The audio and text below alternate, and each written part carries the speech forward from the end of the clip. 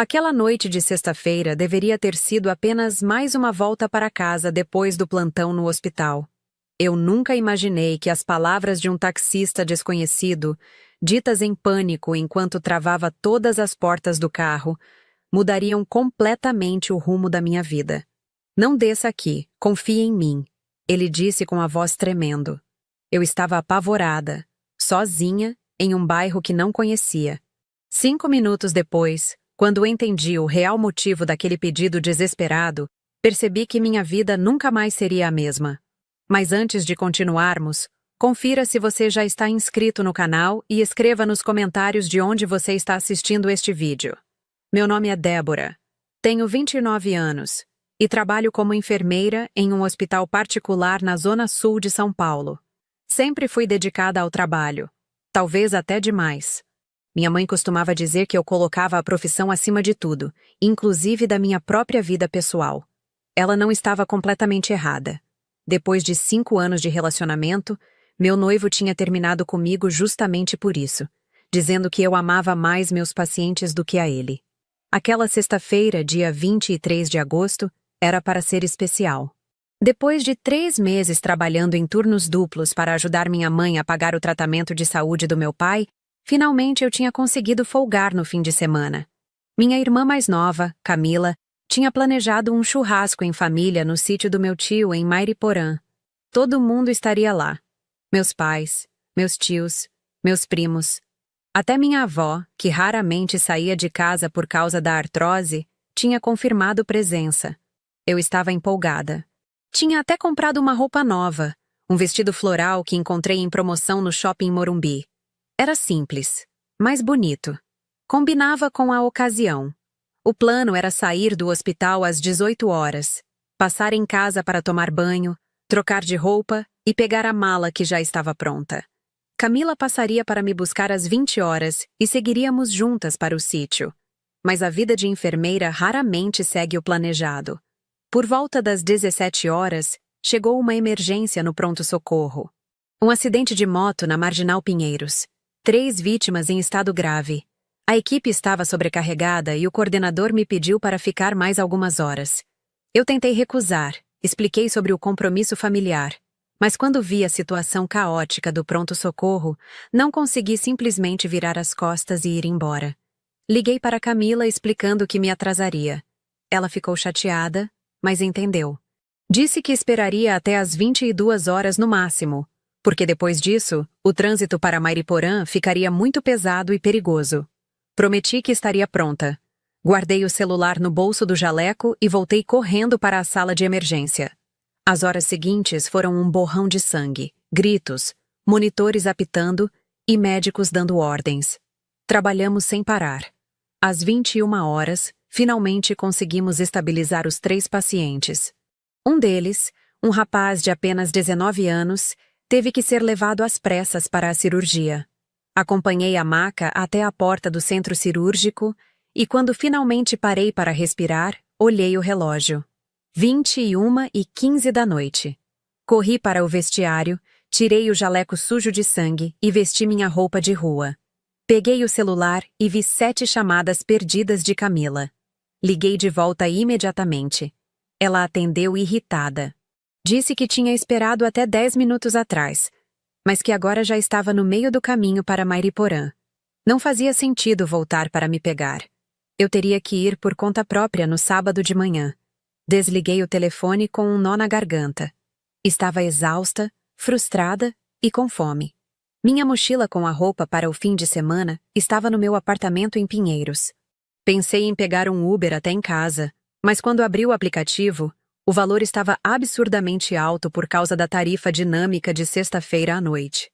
Quase R$ 80 para um trajeto que normalmente custaria 25. Decidi tentar um táxi comum. Saí do hospital pela porta lateral, que dava para uma rua menos movimentada. O ar frio da noite bateu no meu rosto e me fez perceber o quanto eu estava cansada. Acenei para um táxi que passava. Ele parou. Era um Corolla branco, meio velho, com alguns amassados na lateral. O motorista era um homem de meia idade, cabelos grisalhos, rosto cansado. Entrei no banco de trás e dei meu endereço. O motorista apenas assentiu com a cabeça, sem dizer uma palavra. Ajeitei a mochila ao meu lado e encostei a cabeça no vidro da janela. O carro tinha um cheiro característico de ambientador de carro misturado com cigarro velho. O banco estava um pouco rasgado, com a espuma aparecendo em alguns pontos. O taxímetro piscava sua luz verde no painel. Fechei os olhos por um instante, sentindo o peso da exaustão. Meus pés doíam depois de quase 10 horas em pé. Minhas costas estavam tensas. Tudo o que eu queria era chegar em casa, tomar um banho quente e dormir. Amanhã eu pegaria um ônibus cedo para Mairiporã e ainda conseguiria aproveitar o fim de semana com a família. O táxi começou a se mover. Eu meio que cochilei durante os primeiros minutos. Quando abri os olhos novamente, percebi que estávamos em uma rua que eu não reconhecia. Não era o caminho normal para Pinheiros. Olhei pela janela tentando me situar. Estávamos em uma região industrial, com galpões grandes e ruas mal iluminadas. Um arrepio percorreu minha espinha. Endireitei-me no banco e perguntei ao motorista por que ele tinha pegado aquele caminho. Minha voz saiu mais tensa do que eu pretendia. O motorista não respondeu. Seus olhos estavam fixos no retrovisor, não na estrada à frente. Ele parecia estar observando algo atrás de nós com uma intensidade perturbadora. Meu coração começou a acelerar. Todas as notícias que eu já tinha lido sobre passageiros sendo assaltados ou sequestrados por falsos taxistas vieram à minha mente. Coloquei a mão na mochila instintivamente, segurando-a com força.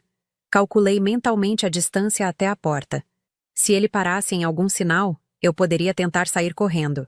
Mas o que aconteceu em seguida foi ainda mais assustador.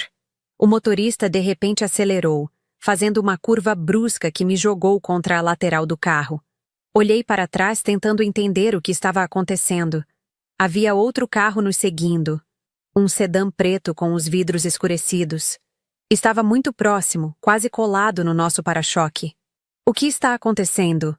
perguntei com a voz trêmula. O motorista ignorou minha pergunta. Ele fez outra curva, dessa vez entrando em uma rua ainda mais estreita e escura. O sedã preto continuou nos seguindo. Meu pânico aumentou.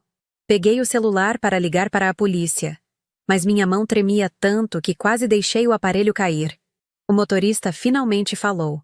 Sua voz era grave e tensa. "Guarda esse celular. Não liga para ninguém ainda." Eu quase gritei de volta, exigindo saber o que diabos estava acontecendo. Mas algo no tom dele me fez hesitar. Não era a voz de alguém que queria me fazer mal. Era a voz de alguém que estava tão assustado quanto eu. Ele fez mais uma série de curvas rápidas, claramente tentando despistar o carro que nos seguia. Passamos por ruas desertas, cruzamos um viaduto e entramos em um bairro residencial que eu não conhecia. O sedã preto ainda estava lá, persistente como uma sombra. Meu coração batia tão forte que eu podia ouvir o sangue pulsando nos meus ouvidos. De repente, o motorista freou bruscamente em frente a um pequeno mercadinho que ainda estava aberto. Antes que eu pudesse reagir, ele travou todas as portas do carro. Ouvi o clique mecânico das travas. Puxei a malaneta desesperadamente, mas a porta não abriu. Estava presa. Presa dentro de um táxi desconhecido, em um bairro que eu não sabia onde ficava, com um motorista que tinha acabado de me trancar dentro do veículo. "Abre essa porta agora!" gritei, socando o banco da frente. Meu pânico tinha se transformado em terror absoluto. Todas as histórias de horror que circulavam nas redes sociais sobre mulheres sequestradas pareciam estar se tornando realidade. Eu ia morrer. Ia ser encontrada em algum terreno baldio. Minha mãe teria que identificar meu corpo. Essas imagens horríveis passavam pela minha mente em frações de segundo. O motorista se virou para mim pela primeira vez desde que eu tinha entrado no carro. Seu rosto estava pálido, coberto de suor. Seus olhos eram grandes e assustados. Ele não parecia um criminoso. Parecia alguém aterrorizado. "Escuta", disse ele com urgência. "Eu preciso que você confie em mim. Não desça deste carro. Por favor, confie em mim." "Confiar em você?" gritei de volta. "Você me trancou aqui. Deixa eu sair." Continuei puxando a malaneta, chutando a porta, tentando abrir a janela. Nada funcionava. Ele tinha controle total sobre o veículo. Eu estava completamente à mercê dele. Lágrimas começaram a escorrer pelo meu rosto. Eu não queria morrer. Tinha tantas coisas que ainda queria fazer. Queria ver meu pai se recuperar. Queria me reconciliar com minha irmã depois da briga boba que tivemos mês passado. Por favor, me escuta. O motorista insistiu, sua voz quebrando. Aquele carro que estava nos seguindo, você viu, né? Eu assenti, ainda soluçando. Eles não estão atrás de mim. Estão atrás de você. Suas palavras não fizeram sentido imediato. Atrás de mim? Por quê? Eu era só uma enfermeira. Não tinha dinheiro. Não tinha inimigos. Não tinha nada que alguém pudesse querer. Antes que eu pudesse questionar, ele apontou para o mercadinho. Em 5 minutos, você vai entender tudo. 5 minutos. É tudo que eu peço. Fica quieta aqui, abaixada, e em 5 minutos você vai ver por que eu fiz isso. Havia algo em seus olhos, uma sinceridade crua que me fez hesitar. Minha lógica gritava para continuar tentando escapar, mas meu instinto sussurrava que talvez, apenas talvez, ele estivesse dizendo a verdade. Eu me encolhi no banco traseiro, abraçando minha mochila como se fosse um escudo. O motorista se virou para a frente novamente, mas manteve os olhos fixos nos retrovisores. Seus dedos tamborilavam nervosamente no volante. Podia ouvir sua respiração pesada. Os 5 minutos que ele tinha pedido pareciam se arrastar como horas. Cada segundo era uma eternidade de incerteza e medo. Olhei ao redor tentando memorizar detalhes. O mercadinho tinha uma placa desbotada dizendo Mercado do Seu João. Havia um poste de luz piscando do lado de fora. 2 pessoas passaram pela calçada, conversando animadamente, completamente alheias ao drama silencioso acontecendo dentro do táxi estacionado. Pensei em gritar por elas, bater na janela, mas a mão do motorista se moveu para a chave na ignição, como se estivesse pronto para sair a qualquer momento. Meu celular vibrou dentro da mochila. Era minha mãe perguntando se eu tinha chegado bem em casa. Meus dedos tremeram sobre a tela. Queria tanto responder, dizer onde eu estava, pedir ajuda. Mas as palavras do motorista ecoavam na minha cabeça. Em 5 minutos você vai entender. Decidi esperar. Se nada acontecesse, se aquilo fosse realmente uma armadilha, eu gritaria, quebraria a janela, faria qualquer coisa. Então, exatamente como o motorista tinha previsto, após cerca de 4 minutos, o sedã preto apareceu novamente. Ele passou devagar pela rua, reduzindo a velocidade ao se aproximar do mercadinho. Podia ver 2 silhuetas dentro do veículo. O carro parou a alguns metros de distância. Fiquei paralisada, observando. Uma das portas do sedã se abriu. Um homem saiu do sedã preto. Ele era alto, vestia uma jaqueta escura e olhava ao redor com movimentos calculados. Mesmo na penumbra da rua mal iluminada, havia algo familiar nele. Meu coração pulou uma batida. Inclinei-me um pouco para a frente, tentando ver melhor através do vidro do táxi. O homem caminhou em direção ao mercadinho, observando cada carro estacionado na rua. Quando ele passou sob a luz do poste piscante, meu sangue gelou. Eu conhecia aquele rosto. Conhecia muito bem. Era Leonardo, meu ex-noivo. O homem com quem eu tinha passado 5 anos da minha vida. O homem que tinha jurado me amar para sempre. O homem que tinha terminado comigo 3 meses atrás dizendo que eu era casada com o trabalho e não com ele. Que diabos? Murmurei, minha mente lutando para processar o que estava vendo. Por que Leonardo estaria me seguindo? Por que ele estava naquele carro? Nada fazia sentido. Olhei para o motorista buscando respostas.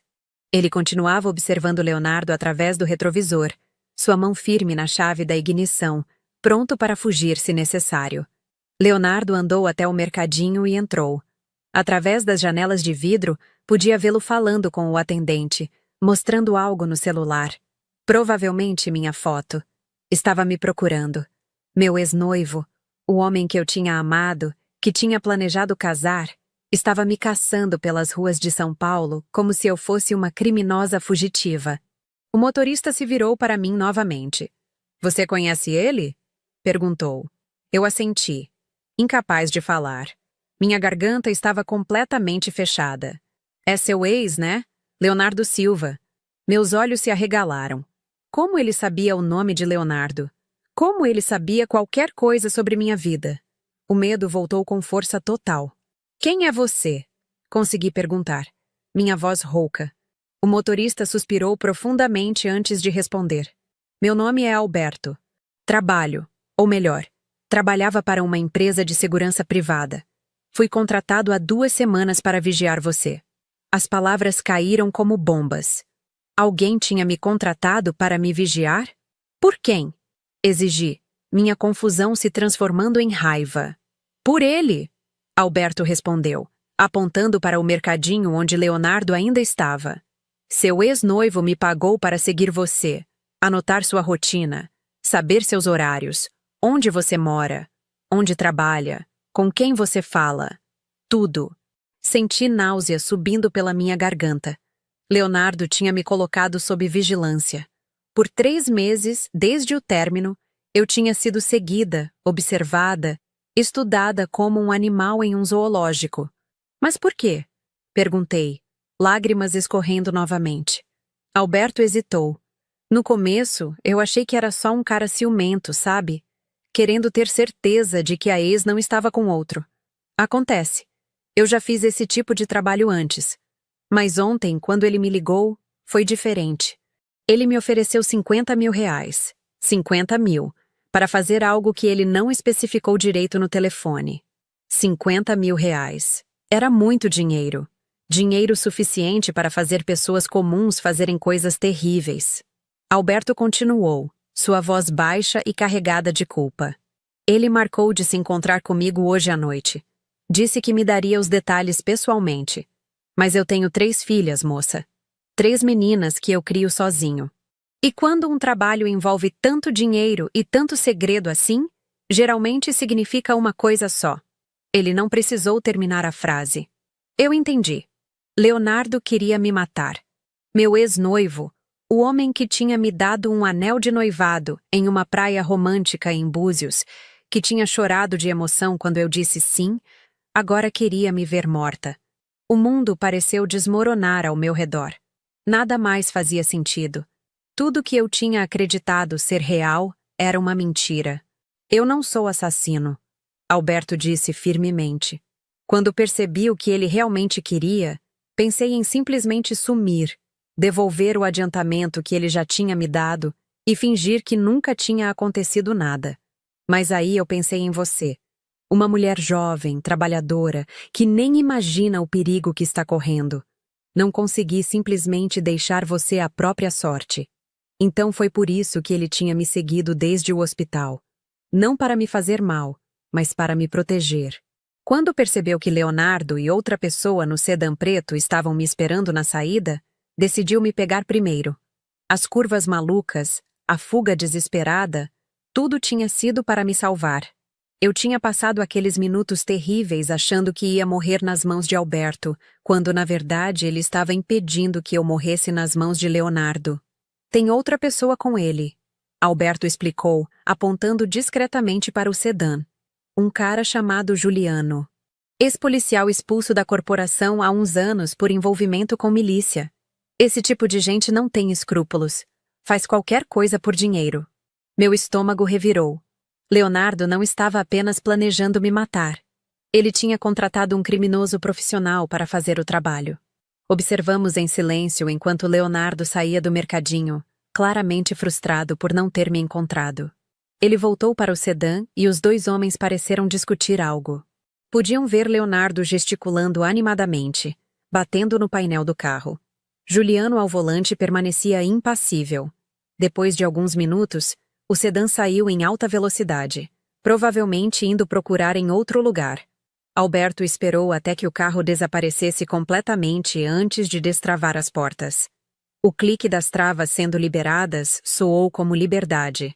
Eu poderia sair agora se quisesse. Poderia correr para o mercadinho, pedir ajuda, ligar para a polícia, mas meu corpo não se movia. Estava em choque, processando lentamente a bomba de informações que tinha acabado de receber. Você precisa sair de São Paulo hoje, Alberto disse, sua voz urgente. Leonardo sabe onde você mora, sabe onde você trabalha, sabe sua rotina. Enquanto você estiver na cidade, você está em perigo. Ele tinha razão. Ir para casa agora seria suicídio. Leonardo provavelmente estava indo para lá neste exato momento, esperando que eu chegasse desprevenida.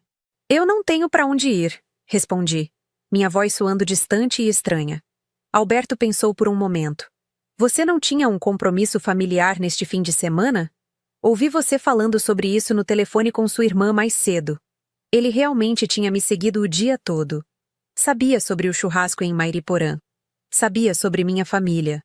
Sim, confirmei. Minha família está em um sítio em Mairiporã. Mas como eu vou chegar lá?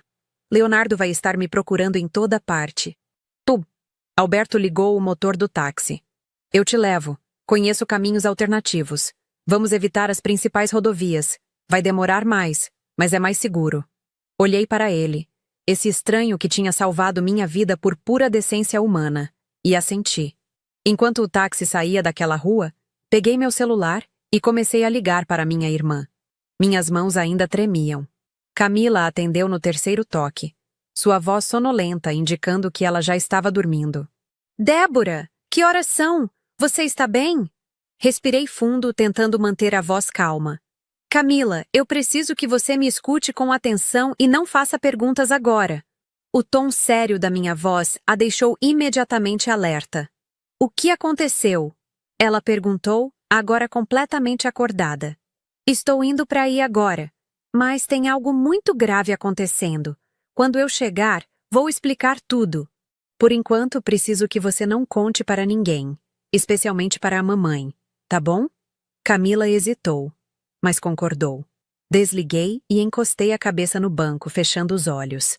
O táxi de Alberto seguiu por ruas secundárias que eu nunca tinha visto antes.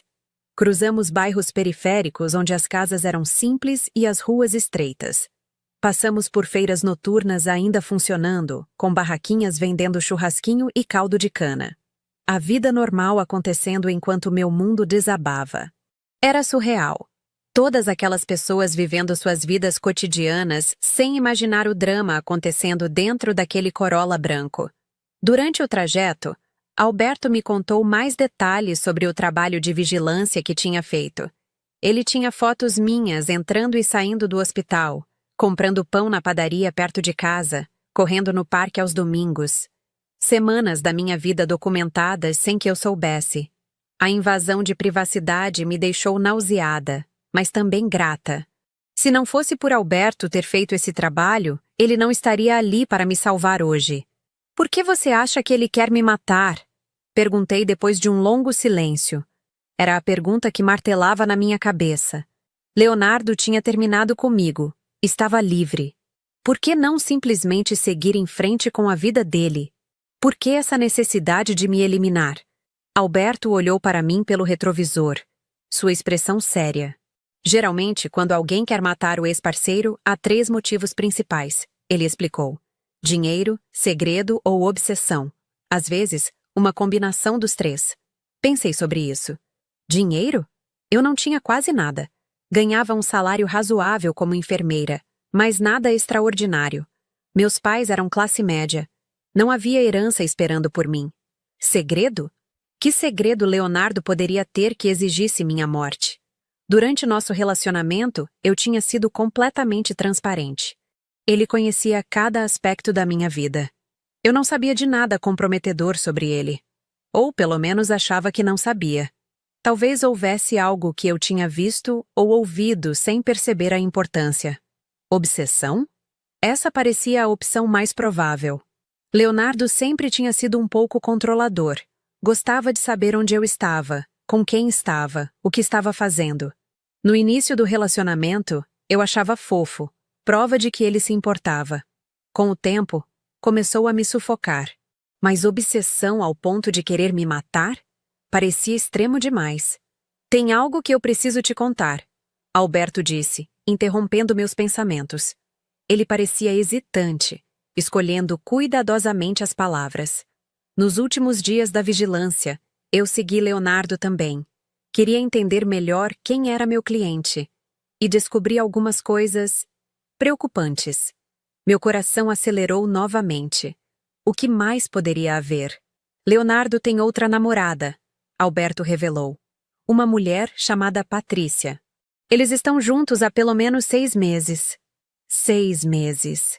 Isso significava que ele estava com ela 3 meses antes de terminar comigo. Ele tinha me traído durante os últimos meses do nosso relacionamento. A dor da traição se misturou com o medo, mas ainda não explicava por que ele queria me matar. Tem mais, Alberto continuou. Patrícia é filha de um empresário muito rico aqui de São Paulo, donos de uma rede de concessionárias de carros de luxo. E pelo que descobri, eles estão planejando um casamento em breve. Casamento. Leonardo ia se casar com outra pessoa. Tudo começou a fazer sentido de uma forma doentia e perturbada. Ele quer se livrar de mim porque eu sou um obstáculo, murmurei, mais para mim mesma do que para Alberto. Se algo der errado no relacionamento novo dele, eu sou a ex-noiva que pode voltar. Sou uma ameaça à vida perfeita que ele está construindo com a mulher rica. Alberto assentiu sombriamente. Exatamente. Ele quer garantir que você nunca possa aparecer, nunca possa contar nada sobre o passado dele, nunca possa arruinar seus planos. A crueldade disso era de tirar o fôlego. Para Leonardo, eu era apenas um item em uma lista de coisas a serem resolvidas antes do casamento. Descarte a ex-noiva. Marque a tarefa como concluída. Siga em frente para a vida de riqueza e conforto. Minha vida valia menos para ele do que o incômodo de ter que me evitar em festas ou explicar minha existência para a nova namorada rica. Eram quase 2 da manhã quando finalmente chegamos à estrada de terra que levava ao sítio do meu tio. As árvores formavam um túnel escuro dos 2 lados, iluminadas apenas pelos faróis do táxi. O barulho de cascalho sob os pneus era alto no silêncio da noite. Podia ver as luzes da casa principal brilhando ao longe, um farol de segurança naquela escuridão toda. Alberto estacionou perto do portão. Olhei para a casa e vi movimento atrás das cortinas. Alguém ainda estava acordado, provavelmente esperando por mim. Minha família sempre se preocupava quando eu me atrasava. Abri a porta do táxi e desci, minhas pernas bambas depois de horas sentada em estado de choque. Alberto desceu também, caminhando ao redor do carro para ficar ao meu lado. "Você vai ficar bem?" ele perguntou, sua voz carregada de preocupação genuína. Esse homem que não me conhecia, que tinha sido contratado para me vigiar, tinha arriscado sua própria segurança para me proteger. Não tinha palavras suficientes para agradecer. Tentei alcançar minha bolsa para pagar a corrida, mas ele levantou a mão recusando. "Não quero seu dinheiro", ele disse firmemente. Já fui pago demais por um trabalho que nunca deveria ter aceitado. Antes que eu pudesse insistir, a porta da casa se abriu e Camila saiu correndo, ainda de pijama. Ela me abraçou com força, suas mãos checando se eu estava inteira, se tinha algum ferimento. Olhou para Alberto com desconfiança. "É tudo bem", eu disse rapidamente. Ele me ajudou. Me salvou, na verdade.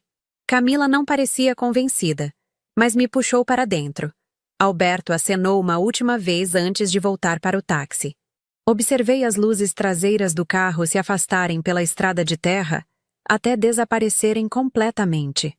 Só então percebi que nem tinha pegado o número dele para agradecer adequadamente depois. Dentro da casa, o calor do fogo na lareira contrastava com o frio que eu sentia por dentro. Meus pais estavam dormindo, assim como meus tios e primos. Eram mais de 2 da manhã, horário em que pessoas normais descansam, sem imaginar os horrores que acontecem na escuridão da cidade grande. Camila me sentou no sofá e trouxe um copo de água. "Agora você vai me contar o que diabos está acontecendo", ela exigiu, seus olhos queimando de preocupação e curiosidade. Respirei fundo e comecei do início.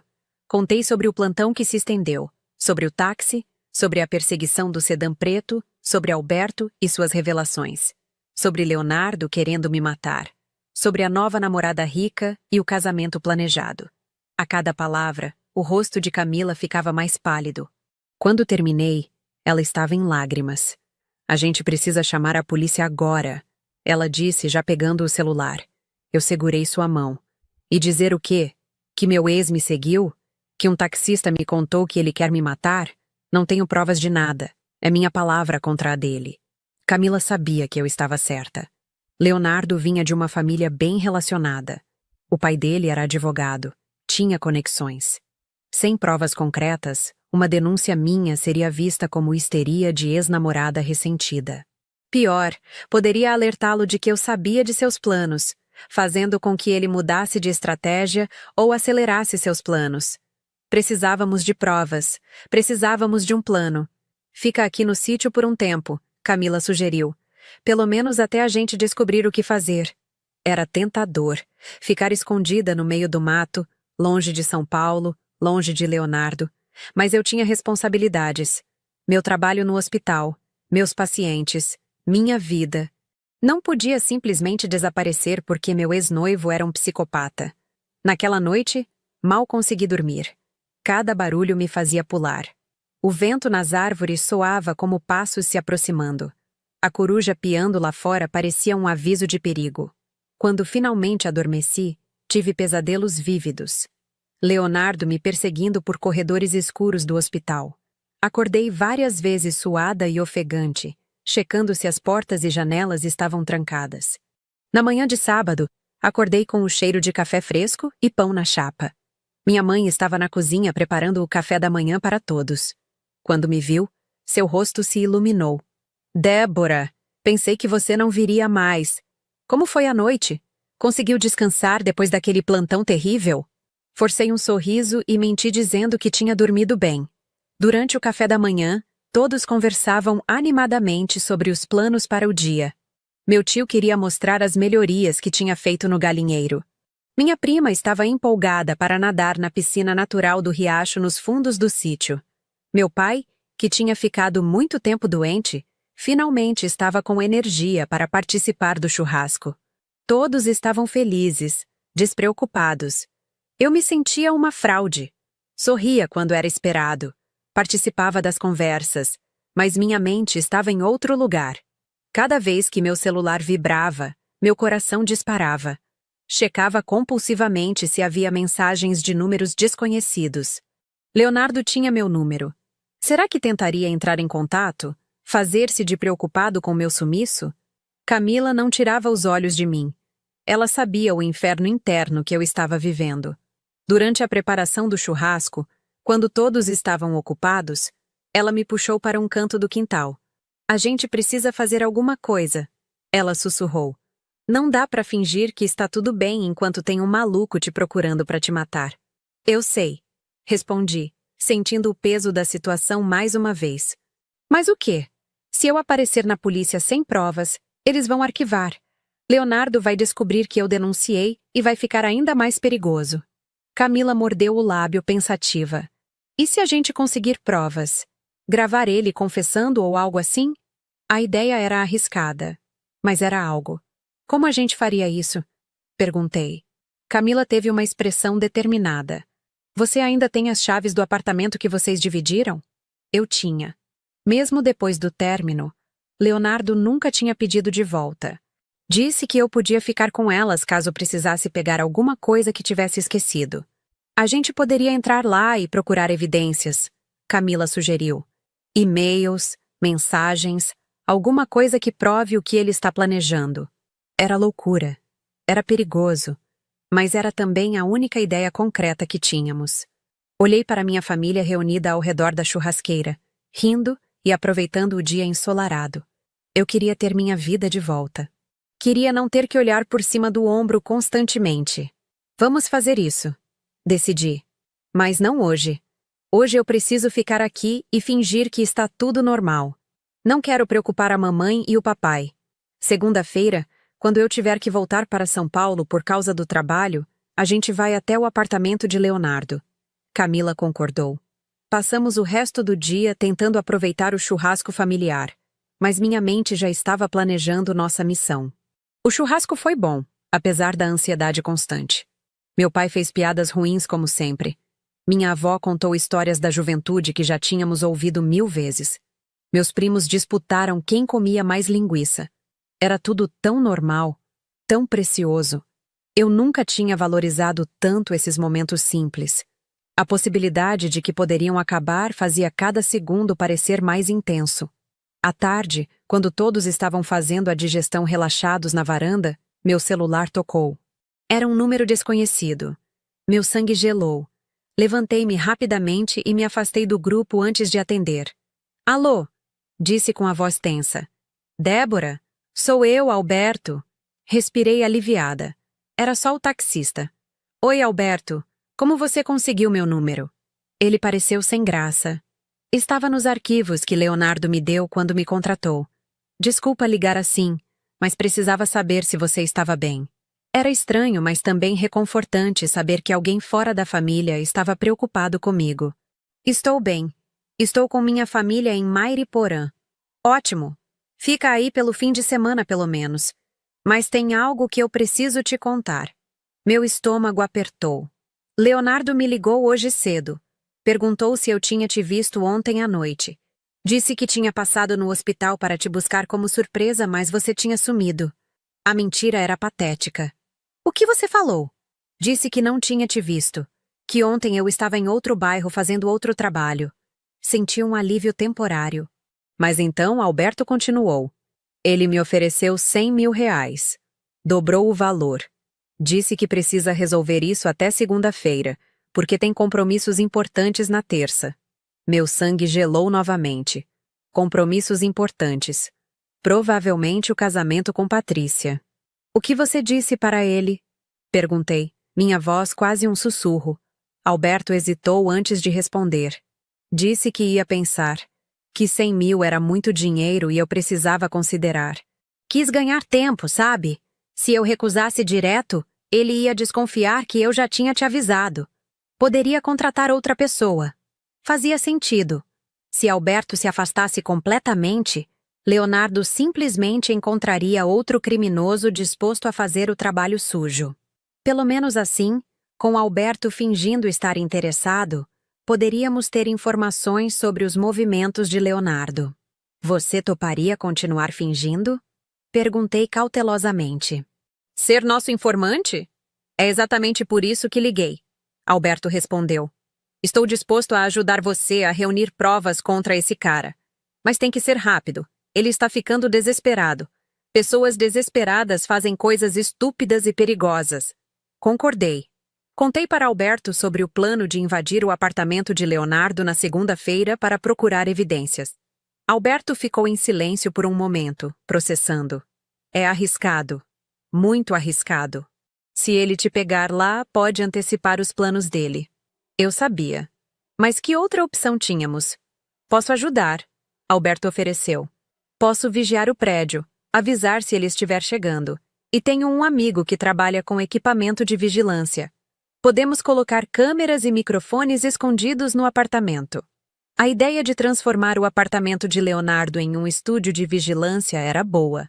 Se conseguíssemos capturar ele falando sobre os planos, teríamos provas irrefutáveis. Mas como vamos instalar tudo isso sem ele perceber? Questionei. Alberto tinha resposta para isso também. Você ainda tem chave, né? E você conhece a rotina dele. Quando ele costuma sair de casa? Pensei sobre isso. Leonardo sempre foi metódico em seus horários. Acordava às 7 da manhã, ia para a academia às 7h30, voltava às 9, tomava banho e saía para o trabalho às 10. Segunda de manhã, ele vai estar fora entre 7h30 e 9, informei. É uma janela de 1h30. Perfeito. Mais que suficiente para o que precisamos fazer. Alberto parecia confiante. Mas não vai sozinha. Eu vou com você. E sua irmã pode ficar no carro vigiando. Se der qualquer problema, a gente aborta a missão imediatamente. Sem heróis, entendido? Concordei. Não era hora de tentar ser corajosa além da conta. Voltei para a varanda onde minha família estava. Camila me olhou interrogativamente. Fiz um sinal discreto de que depois conversaríamos. O resto do sábado passou lentamente. À noite, quando todos se recolheram para dormir, Camila veio para o quarto onde eu estava. Contei tudo sobre a ligação de Alberto e o plano para segunda-feira. Estou indo com você, Camila declarou antes mesmo que eu pedisse. Não vou deixar você fazer isso sozinha. Senti uma onda de amor pela minha irmã. Apesar de brigarmos às vezes, como todas as irmãs, ela estava ali quando eu realmente precisava. Obrigada, sussurrei, abraçando-a. Ela retribuiu o abraço com força. No domingo, fingi estar doente para não ter que participar das atividades familiares. Disse que estava com dor de cabeça forte, provavelmente consequência do plantão pesado. Minha mãe ficou preocupada. Trouxe chás e remédios. Senti-me péssima por mentir para ela, mas não podia contar a verdade. Não ainda. Primeiro precisávamos de provas concretas. Camila inventou que também não estava se sentindo bem, solidariedade de irmã, disse ela. Ficamos no quarto planejando cada detalhe da invasão de segunda-feira. Fizemos uma lista do que procurar: documentos, computadores, celulares antigos, qualquer coisa que pudesse conter evidências. Alberto enviou fotos dos equipamentos de vigilância que seu amigo tinha disponível, câmeras minúsculas, microfones do tamanho de um botão, todos com transmissão remota. À noite, Camila e eu informamos que voltaríamos para São Paulo na segunda de manhã cedo. Eu, porque tinha plantão no hospital, e ela porque tinha compromissos no trabalho. Minha mãe ficou triste de vermos ir embora tão cedo, mas entendeu. Prometemos voltar no próximo fim de semana. Era uma promessa que eu pretendia cumprir, se ainda estivesse viva. Na segunda-feira, acordamos às 5 da manhã. A casa ainda estava em silêncio absoluto. Pegamos nossas mochilas e saímos sem fazer barulho para não acordar ninguém. O ar frio da manhã me fez tremer. Ou talvez fosse apenas o medo do que estava por vir. Camila dirigiu seu Gol prata pela estrada de terra, os faróis cortando a escuridão pré-amanhecer. Paramos em um posto de gasolina na entrada de Mairiporã. Alberto nos esperava lá, seu táxi estacionado próximo às bombas. Ele tinha uma mochila preta com os equipamentos. Nos cumprimentou com um aceno de cabeça sério. Prontas? Ele perguntou. Não estávamos, mas assentimos mesmo assim. Camila nos seguiu em seu carro enquanto Alberto dirigia na frente. O trajeto até São Paulo pareceu mais rápido do que deveria. Ou talvez eu apenas quisesse que durasse mais, adiando o momento em que teríamos que executar nosso plano perigoso. Quando entramos na cidade, o sol estava começando a nascer, pintando os prédios de tons alaranjados. Era um belo dia, completamente oposto ao que eu sentia por dentro. O apartamento de Leonardo ficava em Moema, um bairro de classe média alta com ruas arborizadas e prédios modernos. Conhecia bem o caminho. Tinha morado lá por 3 anos. Cada esquina trazia memórias, algumas boas, a maioria agora manchadas pela traição e pelo horror do que ele estava planejando fazer comigo. Como eu tinha sido tão cega? Alberto estacionou 2 quadras antes do prédio. Camila parou logo atrás. Descemos e nos encontramos na calçada. Eram 6h50 da manhã. Tínhamos 40 minutos até Leonardo sair para a academia.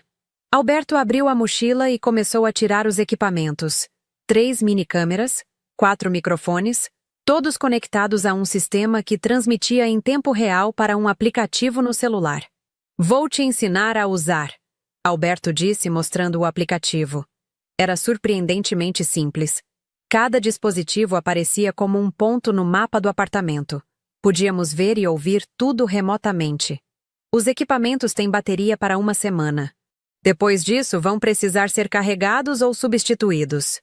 Esperamos até 7h25, quando tínhamos certeza de que Leonardo estaria se preparando para sair.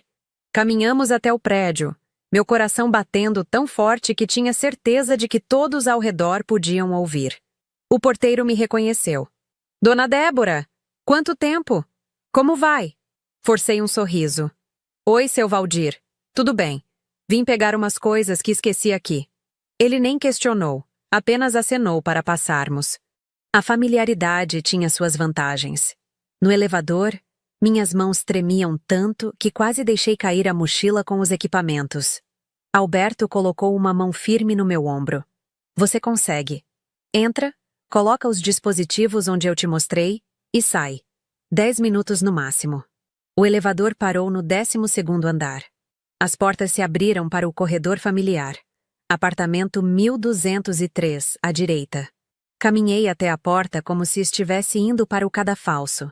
Coloquei a chave na fechadura com as mãos tremendo. A porta se abriu suavemente, sem resistência. Entrei no apartamento escuro e silencioso. O cheiro era familiar demais. Uma mistura do perfume de Leonardo, café e a loção pós-barba que ele usava. Tudo estava exatamente como eu lembrava. O sofá de couro marrom, a estante cheia de livros que ele nunca lia, mas mantinha para impressionar visitas, a TV de tela grande. Era como voltar no tempo, para quando eu ainda era feliz e ignorante. Alberto entrou atrás de mim, profissional e focado. Tirou a primeira câmera da mochila e a colocou dentro de um vaso decorativo na estante, posicionada para capturar a sala inteira. A segunda câmera foi colocada dentro de uma planta artificial no canto do quarto. A terceira foi o maior desafio, no escritório onde Leonardo passava horas no computador. Os microfones foram distribuídos estrategicamente. Um atrás do sofá, outro no criado mudo do quarto, um terceiro pregado sob a mesa de jantar. O último dentro do abajur do escritório. Alberto trabalhou com eficiência impressionante, claramente experiente nesse tipo de operação. Em menos de 8 minutos, todos os dispositivos estavam instalados e funcionando. Estávamos quase saindo quando ouvi um barulho que fez meu sangue gelar. A porta da frente se abrindo. Leonardo estava voltando. Ou nunca tinha saído. Alberto me puxou rapidamente para o quarto, fechamos a porta delicadamente. Ouvimos passos na sala, Leonardo andando pelo apartamento. Meu coração estava prestes a explodir. Estávamos presos. Alberto me empurrou para dentro do closet, um espaço que eu conhecia muito bem por ter guardado minhas roupas ali durante anos. Entramos e fechamos a porta com cuidado, deixando apenas uma fresta minúscula para poder ver o quarto caso Leonardo entrasse. Estava escuro e abafado lá dentro. Podia sentir a respiração quente de Alberto perto do meu rosto. Meu coração batia tão alto que tinha certeza de que Leonardo ouviria. Os passos se aproximaram do quarto. A porta se abriu. Leonardo entrou. Pela fresta do closet, podia vê-lo perfeitamente. Ele estava de moletom, como se realmente estivesse se preparando para ir à academia. Mas por que tinha voltado? Tinha esquecido algo? Ou nunca tinha planejado sair e eu tinha calculado mal sua rotina? Leonardo foi até o criado mudo e pegou seu celular, que aparentemente tinha esquecido ali. Foi quando percebi meu erro. Eu conhecia a rotina antiga dele, de quando morávamos juntos, mas já fazia 3 meses desde o término. As coisas mudam. Rotinas mudam. Eu tinha colocado todos nós em perigo baseada em informações desatualizadas. Ele checou o celular, respondeu algumas mensagens. Parecia não ter pressa. Sentou-se na cama, exatamente de costas para o closet onde estávamos escondidos. Se ele se virasse, se decidisse pegar uma roupa diferente, nos descobriria imediatamente. Apertei a mão de Alberto com força. Ele apertou de volta, um gesto silencioso de que ficaria tudo bem. Mas não estava tudo bem. Leonardo não saía. Ele fez uma ligação. Oi, amor. Eu sei que é cedo. Só queria ouvir sua voz. Era com Patrícia, a namorada rica. Ouvi a voz feminina do outro lado, abafada, mas audível. Eles conversaram sobre os preparativos do casamento, sobre a lua de mel planejada em Paris, sobre a vida perfeita que teriam juntos. Cada palavra era uma facada. Não pela traição em si, aquilo já tinha passado, mas pela naturalidade com que ele planejava tudo enquanto simultaneamente planejava me assassinar. Como se fossem 2 listas de tarefas separadas. Organizar o casamento, matar a ex-noiva, comprar as alianças. Contratar um assassino. A frieza era de deixar qualquer um horrorizado. A conversa continuou por intermináveis minutos. Leonardo riu de algo que Patrícia disse. Um riso genuíno, alegre. Ele era capaz de amar então, capaz de felicidade. Apenas não comigo. Ou talvez ele amasse a ideia de Patrícia, o dinheiro dela, o status. Não a pessoa. Talvez ele nunca tivesse amado ninguém de verdade além dele mesmo. Finalmente, ele se levantou. Caminhou até a porta do quarto. Meus músculos tensos há tanto tempo começaram a relaxar levemente. Ele ia embora. Íamos conseguir sair dali. Mas então ele parou. Virou-se de volta para o quarto. Olhou ao redor com uma expressão estranha. Meu sangue gelou novamente. Tem alguma coisa diferente aqui. Ele murmurou para si mesmo. Meus olhos se arregalaram em pânico. O que ele tinha notado? Tínhamos sido tão cuidadosos. Os dispositivos eram minúsculos, praticamente invisíveis. Mas talvez tivéssemos deixado alguma pista. Uma porta ligeiramente mais aberta. Um objeto minimamente deslocado. Algo que só alguém que conhece cada centímetro do próprio quarto notaria. Leonardo caminhou lentamente pelo quarto, olhando para cada canto. Parou em frente ao vaso com a planta artificial, onde uma das câmeras estava escondida. Minha respiração parou. Ele se inclinou, observando de perto. Por favor, não veja. Por favor, não veja. Seus dedos tocaram as folhas da planta. Meu mundo estava prestes a acabar. Mas então seu celular tocou novamente. Ele checou a tela. Atendeu imediatamente. Alberto? Sim, estou em casa. Mudança de planos? Ao meu lado, Alberto ficou rígido. Era uma ligação dele mesmo. Ou melhor, do telefone secundário que ele tinha usado para se comunicar com Leonardo como se ainda estivesse trabalhando para ele. Leonardo ouviu por alguns segundos. Depois respondeu. Ótimo. Então a gente se encontra lá às 14h. E você tem certeza de que vai conseguir? 100 mil é muito dinheiro, mas só pago se o serviço for bem feito. Mais alguns segundos de silêncio. Perfeito. Até mais tarde. Ele desligou e finalmente saiu do quarto. Ouvimos a porta do apartamento se fechar, a chave girando na fechadura. Esperamos mais 5 minutos em silêncio absoluto antes de ousar sair do closet. Minhas pernas estavam dormentes de ficar na mesma posição. Quase caí quando tentei dar o primeiro passo. Alberto me segurou. Foi por pouco. Ele sussurrou. Por pouco era um eufemismo. Saímos do apartamento o mais rápido possível, verificando o corredor antes de sair. Desci as escadas em vez de usar o elevador. Não queria arriscar encontrar Leonardo caso ele tivesse esquecido algo novamente. Alberto me seguiu de perto. Quando finalmente saímos do prédio, senti como se pudesse respirar novamente. O ar fresco da manhã nunca tinha parecido tão bom. Camila estava no carro, visivelmente preocupada. Tínhamos demorado muito mais do que os 10 minutos combinados. Quando entramos no carro, ela quase gritou. Que diabos aconteceu? Vocês sumiram por mais de meia hora. Contamos sobre Leonardo voltando inesperadamente, sobre termos ficado presos no closet, sobre a ligação que Alberto teve que fazer para distraí-lo. Vocês são loucos, Camila disse, mas havia um tom de respeito na voz dela. Loucos e sortudos. Ela tinha razão. A sorte tinha estado do nosso lado hoje. Mas sorte não dura para sempre. Precisávamos trabalhar rápido. Alberto pegou seu celular e abriu o aplicativo de monitoramento.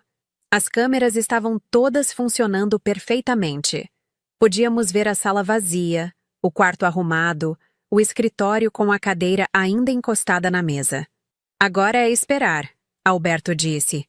Esperar que ele tenha uma conversa comprometedora que a gente possa gravar. Não tivemos que esperar muito. Às 10h, enquanto estávamos em uma cafeteria próxima monitorando os dispositivos, Leonardo voltou ao apartamento. Dessa vez com companhia. Uma mulher entrou com ele. Pelos dispositivos de áudio, ouvimos risos e conversas animadas. Deve ser Patrícia, eu disse, reconhecendo a voz feminina da ligação que tinha ouvido mais cedo. Eles foram para a sala, onde uma das câmeras tinha uma visão perfeita. Vi pela primeira vez a mulher pela qual Leonardo estava disposto a me matar. Ela era bonita, isso era inegável. Cabelos loiros, roupas claramente caras. Postura confiante de quem nunca passou necessidades na vida. Leonardo serviu vinho para os dois, apesar de ser apenas 10h. Eles conversaram sobre o casamento, sobre a festa que seria no sítio da família dela em Campinas, sobre os 300 convidados, a banda ao vivo, o buffet renomado. Era tudo tão surreal. Aquele homem estava planejando o casamento dos sonhos enquanto conspirava um assassinato. Então a conversa tomou um rumo mais sério. Patrícia perguntou sobre mim. Você tem certeza de que sua ex não vai aparecer causando problemas? Você sabe como essas mulheres rejeitadas podem ser. Mulheres rejeitadas. Como se eu fosse o problema. Como se eu tivesse sido descartada e não conseguisse aceitar, quando na verdade eu estava sendo caçada como um animal. Leonardo riu. Um som que antes me fazia sorrir, mas agora me deixava enjoada. Pode ficar tranquila, amor. Até o fim da semana, ela não vai ser mais um problema. As palavras eram inequívocas. Patrícia, no entanto, não pareceu pegar a gravidade. Ela interpretou como ele querendo dizer que eu finalmente aceitaria o término e seguiria em frente. Mas eu sabia o que ele realmente quis dizer. Contratei um profissional. Leonardo continuou, sua voz baixa, mas clara no microfone. Alguém que vai resolver isso de forma permanente. Meu coração disparou. Ele estava confessando. Estava realmente confessando o plano de me matar. E estava sendo gravado. Olhei para Alberto e Camila. Eles estavam igualmente chocados e animados. Tínhamos a evidência. Mas Patrícia riu novamente, pensando que ele estava brincando ou sendo dramático. Você e suas piadas mórbidas. Às vezes você me assusta, sabia? Leonardo não respondeu. Apenas sorriu de forma enigmática. Ele tinha dito a verdade disfarçada de piada. Uma confissão protegida pela incredulidade de quem ouve. Era genial e terrível ao mesmo tempo. A conversa mudou para outros assuntos. Eles terminaram o vinho e saíram juntos, provavelmente para almoçar em algum restaurante chique. Assim que a porta se fechou, Alberto pausou a gravação. Temos, ele disse com satisfação. Temos ele confessando que contratou alguém para te matar. Mas seria suficiente? A confissão tinha sido vaga, poderia ser interpretada como uma piada de mau gosto. Precisamos de mais, eu disse. Precisamos dele sendo mais explícito, falando detalhes. Alberto concordou. O encontro das 2 da tarde. Eu vou estar lá. Vou gravar tudo. Era perigoso. Se Leonardo desconfiasse de qualquer coisa, poderia matar Alberto também. Mas não tínhamos muitas opções. Era arriscar ou viver para sempre olhando por cima do ombro. Alberto preparou-se para o encontro das 2 da tarde como se estivesse indo para a guerra. E, de certa forma, estava. Ele colocou um gravador minúsculo sob a camisa, preso com fita adesiva no peito. Testamos várias vezes para garantir que captava áudio claramente. Ele também levou seu celular no bolso, com uma ligação aberta para o meu número. Camila e eu ouviríamos tudo em tempo real. O local do encontro era um estacionamento abandonado na Zona Leste, um lugar deserto perfeito para conversas que não deveriam ser ouvidas. Alberto dirigiu até lá em seu táxi. Camila e eu o seguimos à distância, estacionando 2 quadras antes, longe o suficiente para não sermos vistas, mas perto o suficiente para intervir se algo desse errado. Através do celular, ouvimos Alberto chegar e estacionar. O som de uma porta de carro se abrindo e fechando. Passos no asfalto rachado. Então, a voz de Leonardo. Alberto! Estava começando a achar que você não viria. A voz dele soava amigável, quase calorosa. Como se estivessem se encontrando para um café, não para discutir um assassinato. Desculpa o atraso. Trânsito estava ruim. Alberto respondeu, sua voz calma e profissional. Havia outra pessoa ali também. Juliano, o ex-policial corrupto. Sua voz era grave e áspera. Então você tá a fim de ganhar aquela grana toda ou não? Porque se você tá com medo, a gente pode procurar outro. Era claramente uma provocação, testando o comprometimento de Alberto. Não tô com medo, Alberto respondeu firmemente. Só quero ter certeza de que entendi o trabalho direito. Você quer que eu mate a menina. A ex-noiva. Débora. Meu nome sendo dito tão casualmente em uma conversa sobre meu próprio assassinato, me fez tremer. Camila segurou minha mão, seus dedos gelados quanto os meus. Exatamente, Leonardo confirmou. Não havia hesitação em sua voz, nenhum remorso. Era como se estivesse pedindo que Alberto pintasse uma parede, não que tirasse uma vida. E tem que ser essa semana, antes de sexta-feira. Eu vou estar em Campinas no fim de semana e preciso que isso esteja resolvido antes disso. Como você quer que seja feito? Alberto perguntou. Eu mal conseguia respirar. A conversa estava sendo tão explícita, tão inequívoca. Era exatamente o tipo de evidência que precisávamos. Juliano foi quem respondeu. Tem que parecer um acidente. Ou um assalto que deu errado. Nada que levante suspeitas. Ela trabalha em hospital, né? Muita enfermeira é assaltada saindo tarde do plantão. Leonardo adicionou mais detalhes. Terça-feira à noite ela tem plantão até a meia-noite. Sempre pega táxi para voltar para casa. É o momento perfeito. Você pode estar esperando como taxista, ela entra confiante e você faz o serviço no caminho. A frieza com que ele descrevia meu assassinato planejado era surreal.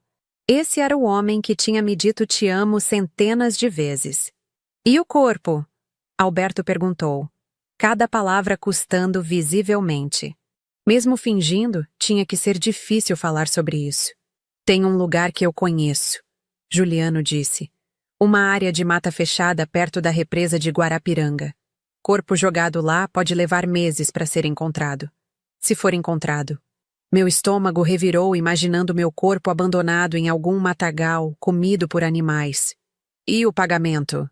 Alberto voltou ao assunto do dinheiro, mantendo o papel de criminoso interessado apenas no lucro. Leonardo respondeu. 50 mil agora, em dinheiro. 50 mil depois que o serviço estiver concluído e eu ver no jornal a notícia da morte dela. Camila e eu nos entreolhamos.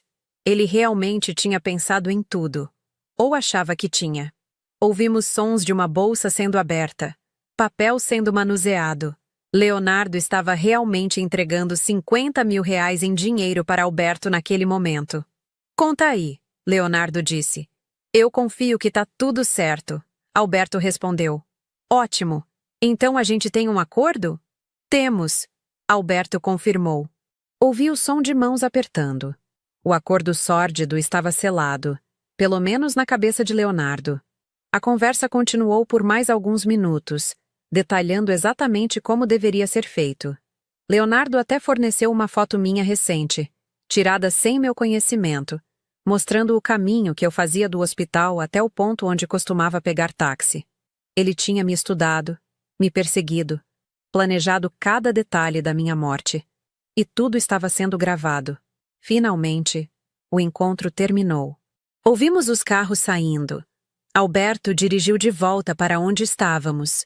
Quando ele chegou, estava pálido e suando. Saiu do carro carregando uma mochila preta. 50 mil reais, ele disse, quase em descrença. Ele realmente me deu 50 mil em dinheiro para te matar. A realidade do que acabara de acontecer nos atingiu como um trem. Tínhamos tudo. A gravação no apartamento de Leonardo admitindo que tinha contratado um profissional. A gravação do encontro com detalhes explícitos do plano. O dinheiro físico que tinha sido entregue a Alberto. Fotografias. Era evidência mais que suficiente. Mas ainda assim, eu estava com medo. Medo de que de alguma forma Leonardo escapasse. Medo de que suas conexões o protegessem. Medo de que tudo aquilo fosse insuficiente aos olhos da lei. Não vai ser insuficiente. Camila insistiu quando vocalizei minhas preocupações. Você tem tudo. Confissões gravadas, dinheiro, testemunhas. Nenhum advogado, por melhor que seja, vai conseguir livrar a cara dele disso. Alberto concordou. A gente precisa ir à polícia agora. Cada minuto que passa é um minuto a mais que ele tem para fazer alguma coisa. Decidimos ir à delegacia da mulher, onde esperávamos ser levadas mais a sério. Era segunda-feira à tarde. O movimento era razoável, mas não caótico. Camila dirigiu. Eu estava no banco do passageiro, abraçando a mochila com todas as evidências como se minha vida dependesse disso. O que, tecnicamente, dependia. Alberto nos seguiu em seu táxi. Na delegacia, pedimos para falar com uma delegada. Fomos recebidas pela doutora Fernanda Almeida, uma mulher de uns 40 anos com olhar afiado e postura séria. Contei toda a história desde o início. O término do noivado. A perseguição na sexta à noite. Alberto me salvando. A descoberta do plano de assassinato. Nossa invasão ao apartamento para plantar os dispositivos de vigilância. O encontro gravado. A cada detalhe que eu contava, a expressão da delegada ficava mais grave. Quando terminei, ela ficou em silêncio por um longo momento. Depois pediu para ver as evidências. Ouvimos juntas as gravações. A primeira, do apartamento, onde Leonardo dizia vagamente que eu não seria mais um problema. A segunda, do estacionamento, onde cada detalhe do plano era discutido abertamente. Isso é gravíssimo, a delegada finalmente disse. Tentativa de homicídio por encomenda, associação criminosa, pelo menos. Ela olhou para Alberto. E você, senhor Alberto? Tecnicamente cometeu um crime ao aceitar esse dinheiro e fingir que iria executar o serviço. Alberto empalideceu. Eu não tinha pensado nisso. Ele tinha quebrado a lei para me ajudar. Poderia ser preso também. A delegada deve ter visto o pânico nos nossos rostos porque rapidamente acrescentou. No entanto, dado o contexto e o fato de que você estava claramente agindo para impedir um crime mais grave, eu não vejo motivo para processá-lo. Na verdade, seu testemunho vai ser crucial. Você pode se tornar testemunha colaboradora em troca de imunidade. Alberto pareceu aliviado. Vou pedir um mandado de prisão preventiva para Leonardo Silva e Juliano Santos imediatamente. A delegada explicou. Com essas evidências, o juiz vai conceder com certeza. Possivelmente ainda hoje. Débora, você vai precisar ficar em local seguro até que eles sejam presos. Tem algum lugar onde possa ficar? Algum lugar que eles não conheçam? Pensei sobre isso. Meu apartamento não era seguro. Leonardo sabia onde eu morava. A casa da minha família também não. Era o primeiro lugar que ele procuraria. O sítio em Mairiporã, talvez. Mas ele sabia que minha família tinha um sítio, mesmo não sabendo o endereço exato. Poderia descobrir com alguma pesquisa. Precisava de algo completamente fora do radar dele. Eu tenho uma prima em Santos, Camila disse. A gente não vê ela faz anos. Leonardo nem deve saber que ela existe. Posso ligar e pedir para a Débora ficar lá por uns dias. Era uma boa ideia. Santos era longe o suficiente. Uma cidade grande onde eu poderia me perder facilmente. E alguém que Leonardo não conseguiria rastrear mesmo que tentasse. A delegada concordou. Ótimo, vá para Santos hoje ainda. Eu te ligo assim que tivermos os mandados e quando eles forem executados. Ela anotou meu número de celular e o de Camila. Por favor, mantenha seu telefone sempre ligado e carregado. E não saia sozinha. Sempre tenha alguém com você. Prometi que sim, embora parte de mim questionasse se algum dia voltaria a me sentir segura sozinha. Saímos da delegacia com um misto de alívio e ansiedade. Alívio por finalmente ter colocado as autoridades a par. Ansiedade, porque até Leonardo e Juliano serem presos, eu ainda estava em perigo. Camila me levou para meu apartamento rapidamente para eu pegar algumas roupas e itens essenciais. Entramos e saímos em menos de 10 minutos, sem nem fazer questão de trancar a porta direito. Na estrada para Santos, meu celular tocou. Era um número que eu não reconhecia. Hesitei antes de atender. Alô? Débora? Oi, é o Leonardo. Meu sangue gelou. Fiz sinal para Camila, que quase perdeu o controle do carro. Por que ele estava me ligando? Será que tinha descoberto sobre a polícia? Sobre as gravações? Minha mente entrou em pânico. Forcei minha voz a soar normal, casual. Leonardo? Oi, por que está ligando? Minha mão tremia segurando o celular. Camila reduziu a velocidade do carro, claramente tentando ouvir a conversa. Do outro lado da linha, Leonardo soava calmo, até amigável. Como se nada de anormal estivesse acontecendo. Como se ele não tivesse acabado de pagar 50 mil reais para me matar. Só queria saber como você está. Ele disse com aquele tom que eu já tinha amado, mas agora me deixava enjoada. Faz tempo que a gente não conversa. Achei que seria bom a gente ter uma conversa madura, sabe? Fechar ciclos. Fechar ciclos. Ele realmente tinha a audácia de usar esse tipo de linguagem depois de tudo que tinha planejado. Estou bem, respondi, mantendo o tom neutro. Trabalhando muito, como sempre. Era importante não deixá-lo saber que eu sabia de alguma coisa. Se ele desconfiasse que eu estava ciente dos planos dele, poderia fugir. Ou pior, antecipar o ataque. A delegada tinha dito para manter tudo normal até que os mandados fossem executados. Que bom. Você sempre foi muito dedicada ao trabalho, Leonardo disse, e havia algo em seu tom que me fez gelar. Uma espécie de nostalgia forçada. Foi uma das coisas que eu sempre admirei em você. E também uma das coisas que acabou com o nosso relacionamento, né? Mas não guardo rancor. Queria que você soubesse disso. Não guardar rancor. O homem que tinha contratado um assassino para me matar alegava não guardar rancor. A ironia era tão absurda que quase ri. Mas me controlei. Eu também não guardo rancor. Menti. A gente simplesmente não era compatível. Acontece. A conversa era surreal. Dois ex-noivos conversando civilizadamente enquanto um deles sabia que o outro tinha um assassinato planejado. Olha, eu sei que isso pode parecer estranho, mas eu gostaria de te ver. Tomar um café, conversar pessoalmente, acertar as coisas de uma vez por todas. Meu estômago apertou. Ele estava tentando me atrair para um encontro. Por quê? Será que tinha descoberto sobre Alberto me avisar e agora queria me matar pessoalmente?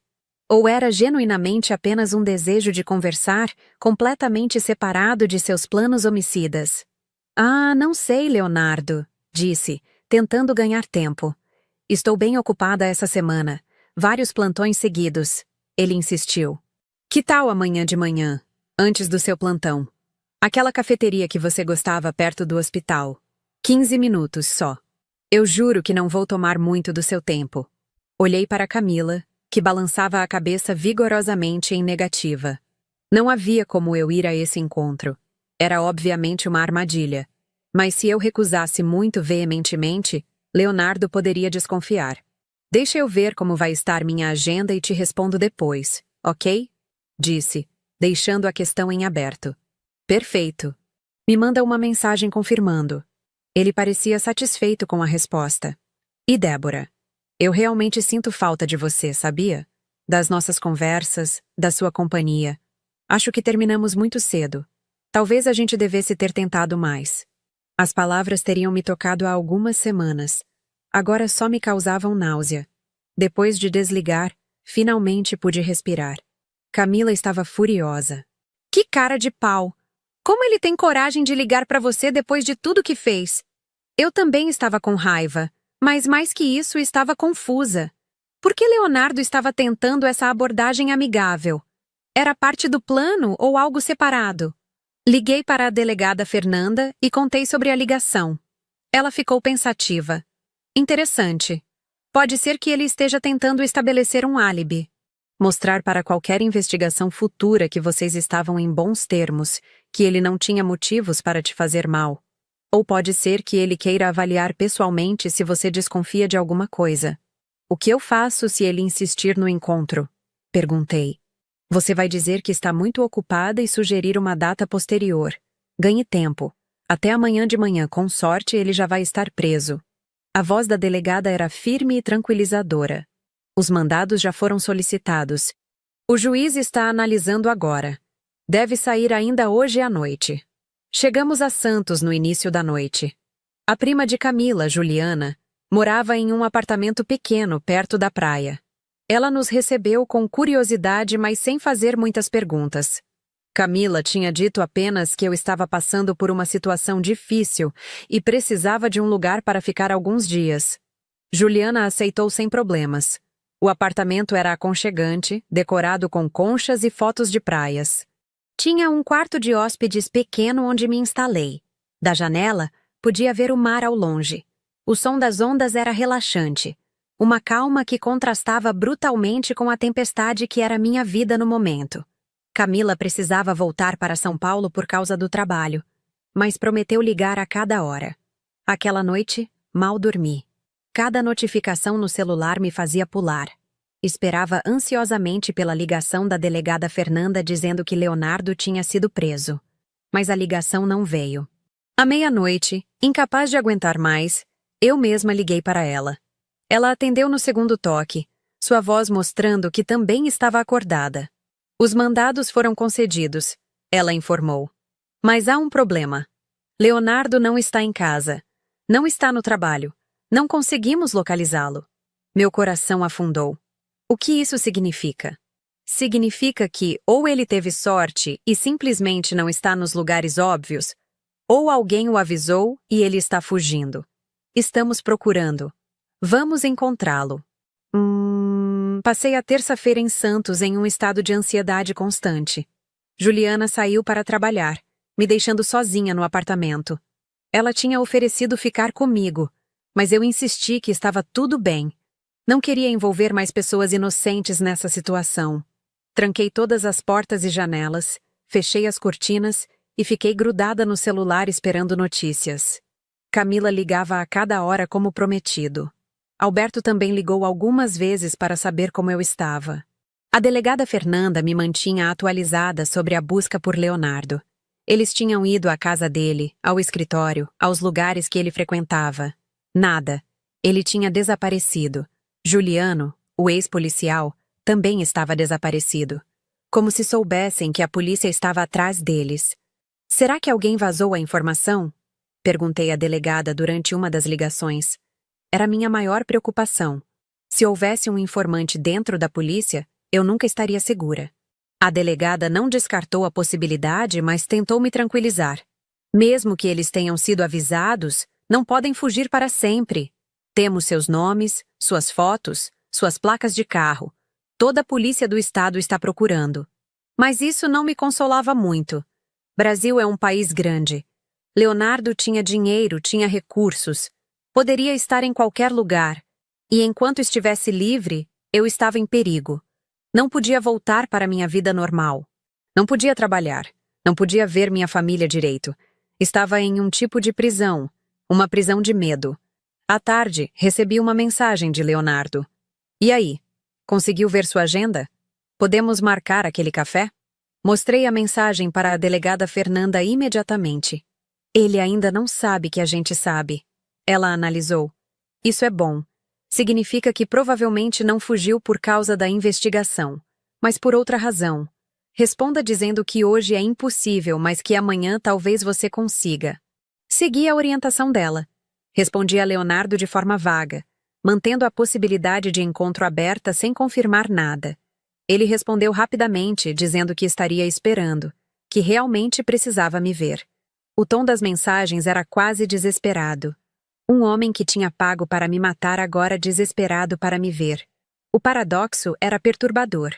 À noite, Juliana voltou do trabalho. Preparou o jantar para nós duas, massa com molho e uma salada simples. Tentei comer, mas tudo tinha gosto de papelão.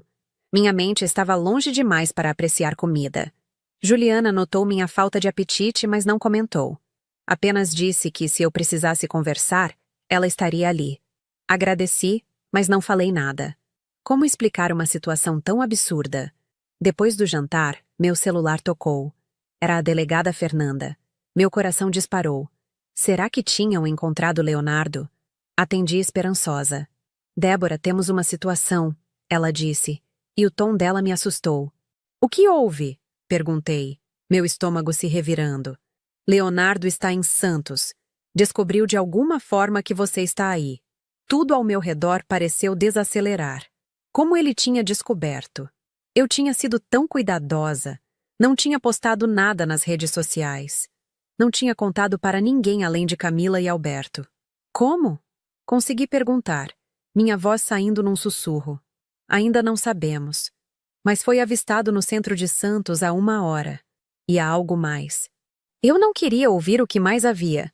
Já estava apavorada o suficiente. Mas a delegada continuou mesmo assim. Ele não está sozinho. Juliano está com ele. E Débora, eles estão armados. Meu mundo desmoronou. Leonardo não estava apenas em Santos.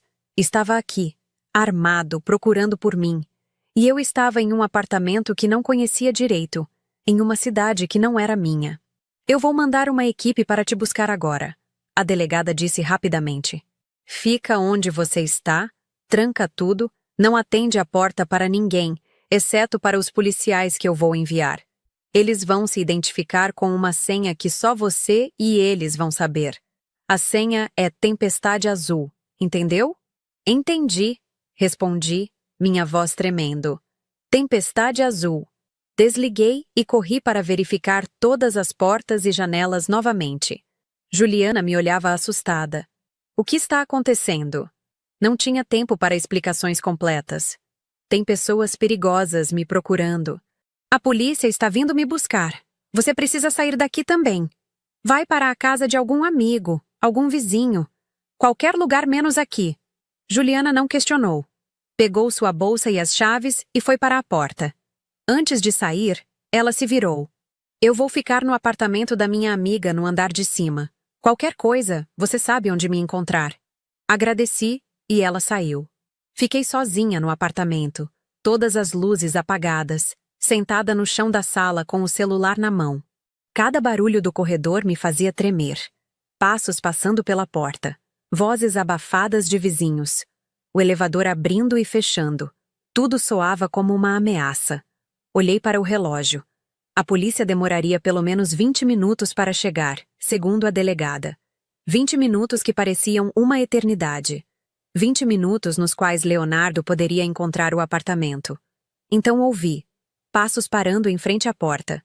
A maçaneta sendo testada, girando devagar. Alguém tentando entrar. Prendi a respiração. Fiquei completamente imóvel, como se a menor movimentação pudesse me denunciar. A pessoa do outro lado não desistiu. Continuou tentando a porta. Depois começou a bater. Débora! Sei que você está aí. Abre a porta. Precisamos conversar. Era a voz de Leonardo. Ele tinha me encontrado. Não sei como, mas tinha me encontrado. Meu coração batia tão forte que eu podia senti-lo na garganta. Não respondi. Não fiz nenhum som. Talvez se eu ficasse quieta, ele pensaria que o apartamento estava vazio. Mas ele parecia ter certeza. Débora, para de ser criança. Eu só quero conversar. Não vou te fazer mal. Não vou te fazer mal. Vindo do homem que tinha pago 50 mil reais para me matar, a frase era hilaramente falsa. Os batimentos na porta continuaram, ficando mais fortes, mais insistentes. Depois mudaram para chutes. Ele estava tentando derrubar a porta. O barulho era alto o suficiente para acordar os vizinhos. Alguém ia chamar a polícia. Alguém tinha que chamar. A porta começou a ceder. A madeira ao redor da fechadura estava rachando. Mais alguns chutes e ele conseguiria entrar. Olhei ao redor desesperadamente procurando uma arma, algo para me defender. Peguei uma faca da cozinha. Minha mão tremendo tanto que quase a deixei cair. Não era grande, não seria muito efetiva, mas era melhor que nada. Então o barulho parou. Os chutes cessaram. Ouvi vozes no corredor. Leonardo falando com alguém. Uma voz masculina que não reconheci respondendo. Depois passos se afastando rapidamente, correndo. Sirenes soaram do lado de fora do prédio. A polícia tinha chegado. Graças a Deus. A polícia tinha chegado. Permaneci congelada no chão da sala, faca ainda na mão, por vários minutos depois que os passos de Leonardo se afastaram. Ouvi sirenes, gritos, movimentação do lado de fora. Meu celular tocou. Era a delegada Fernanda. Débora, a equipe chegou aí. Eles vão bater na porta e dizer a senha. Você pode abrir. Poucos segundos depois, batidas firmes na porta. Polícia! Débora, a senha é Tempestade Azul. Arrastei-me até a porta, minhas pernas bambas. Abri a fechadura e a porta se escancarou.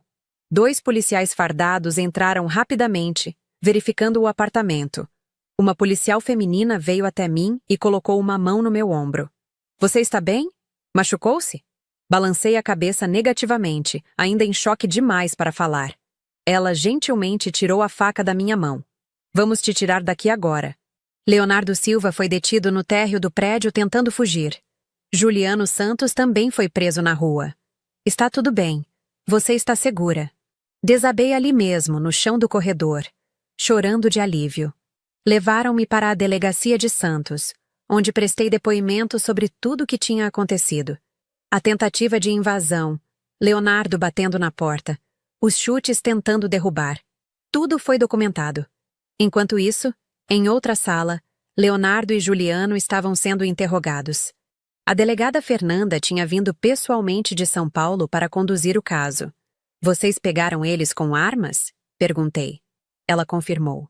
Leonardo tinha uma pistola 9mm no cós da calça. Juliano tinha uma também, além de um facão dentro do carro. Ambos serão acusados de porte ilegal de arma, tentativa de homicídio, invasão de domicílio, associação criminosa.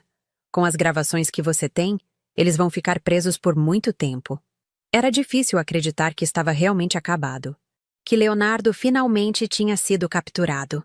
Que eu não precisaria mais olhar por cima do ombro constantemente. Mas a realidade foi se afirmando aos poucos. Ele estava preso, atrás das grades. Não podia me machucar. A delegada me levou até a cela de detenção temporária onde Leonardo estava. Através das grades, vi o homem que tinha sido meu noivo. Ele parecia menor do que eu lembrava. Diminuído. Estava sentado no chão de concreto, cabeça entre as mãos. Quando me ouviu se aproximar, levantou o olhar. Nossos olhos se encontraram. Não havia mais charme, não havia mais a máscara de homem apaixonado. Só havia raiva e desespero. Débora. Ele começou, levantando-se e vindo até as grades. Você não entende. Eu não queria fazer isso. Mas você era um problema. Eu tenho uma chance de uma vida melhor e você estava no caminho. Você tem que entender. Suas palavras eram tão absurdas que quase ri. Ele realmente acreditava que tinha o direito de me matar porque eu era um problema para seus planos. Eu não tenho que entender nada, respondi, minha voz firme pela primeira vez em dias. Você planejou me assassinar. Pagou alguém para fazer isso. Por ganância. Porque queria casar com uma mulher rica, e eu representava uma ameaça a essa vida de conto de fadas. Você é um monstro, Leonardo. E eu espero que apodreça na prisão. Ele tentou se aproximar mais, mas as grades o impediam. Você me transformou nisso, com sua obsessão pelo trabalho, sempre colocando seus pacientes antes de mim. Você me negligenciou. Era patético vê-lo tentando culpar a mim por suas próprias escolhas. Como se minha dedicação ao trabalho justificasse ele querer me matar. Espero nunca mais ver você, eu disse, virando as costas. Enquanto me afastava, ouvi ele gritando meu nome, dizendo que eu ia me arrepender, que ele ia sair logo e então eu veria. Mas eram apenas palavras vazias de um homem derrotado. A delegada me acompanhou para fora da área de detenção. Ele não vai te incomodar mais, ela assegurou. Você tem minha palavra. Camila chegou em Santos algumas horas depois, dirigindo feito louca desde São Paulo assim que soube o que tinha acontecido. Ela me abraçou tão forte que mal consegui respirar, chorando de alívio. Pensei que ia te perder, ela soluçava. Quando a polícia me ligou dizendo que Leonardo tinha te encontrado, achei que era tarde demais. Mas não era. Eu estava viva, estava bem, estava livre. Alberto também apareceu na delegacia. Ele tinha sido crucial em todo esse processo, desde me salvar na sexta-feira à noite até fornecer as gravações que condenaram Leonardo. Como posso te agradecer? Perguntei, sabendo que palavras nunca seriam suficientes. Ele apenas sorriu. Um sorriso cansado, mas genuíno. Você já agradeceu. Continuar viva é o agradecimento suficiente. Os R$ 50.000 que Leonardo tinha dado a Alberto foram apreendidos como evidência. Mas a delegada Fernanda mencionou que, uma vez encerrado o caso, o dinheiro seria devolvido a Leonardo, já que tecnicamente era dele. Alberto brincou dizendo que Leonardo ia precisar desse dinheiro para pagar advogados. Nenhum de nós achou muita graça, mas era verdade.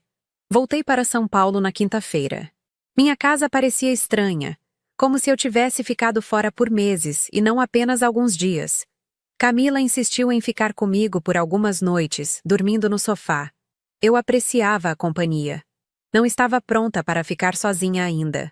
Os eventos recentes tinham deixado marcas profundas. No hospital, tive que explicar minha ausência. Contei a verdade para a coordenação, que ficou horrorizada e completamente solidária. Ofereceram alguns dias de folga remunerada para eu me recuperar. Aceitei gratamente. Precisava de tempo para processar tudo o que tinha acontecido. para começar a me sentir normal novamente. A notícia sobre a prisão de Leonardo se espalhou. Era difícil não se espalhar. Um empresário respeitável preso por tentar assassinar a ex-noiva para poder casar com outra mulher. Era o tipo de história que os jornais adoram. Meu nome foi mantido em sigilo pela polícia, mas pessoas próximas descobriram. Amigas me ligaram oferecendo apoio. Minha família finalmente soube a verdade completa. Minha mãe chorou quando contei tudo. Meu pai ficou furioso, dizendo que se tivesse sabido antes, ele mesmo teria resolvido a situação. Minha avó, surpreendentemente, foi a mais calma. Disse que sempre tinha achado Leonardo suspeito, que havia algo nos olhos dele que não era confiável. Eu gostaria de ter ouvido essa intuição dela há 5 anos. Patrícia, a noiva rica de Leonardo, também descobriu. Pelo que soube através da delegada Fernanda, ela rompeu o noivado imediatamente e teve uma crise nervosa quando percebeu que tinha estado envolvida com um potencial assassino. Parte de mim sentiu pena dela. Ela tinha sido enganada tanto quanto eu. Mas outra parte de mim não conseguia esquecer como ela tinha rido quando Leonardo disse que eu não seria mais um problema. O processo contra Leonardo e Juliano começou a se formar. As acusações eram extensas. Tentativa de homicídio qualificado, porte ilegal de arma, associação criminosa, invasão de domicílio. Com todas as evidências que tínhamos, gravações, testemunhos, o dinheiro, as armas, seria praticamente impossível para eles escaparem de uma condenação pesada. O advogado de Leonardo tentou argumentar que as gravações eram ilegais, obtidas sem mandado judicial, mas o juiz descartou o argumento. As gravações no apartamento poderiam ser questionadas, mas a gravação do encontro no estacionamento, onde Alberto estava usando um gravador pessoal em uma conversa da qual ele mesmo participava, era perfeitamente legal. E essa gravação sozinha já era suficiente para condená-lo. Alberto se tornou testemunha-chave do processo. Sua decisão de não executar o plano e, ao invés disso, me proteger, foi vista com bons olhos pelo judiciário. A promotoria decidiu não processá-lo por nenhum dos crimes menores que tecnicamente tinha cometido durante a operação. Ele era um herói, não um criminoso. Nos encontramos para um café uma semana depois de tudo ter terminado. Ele parecia diferente, mais leve.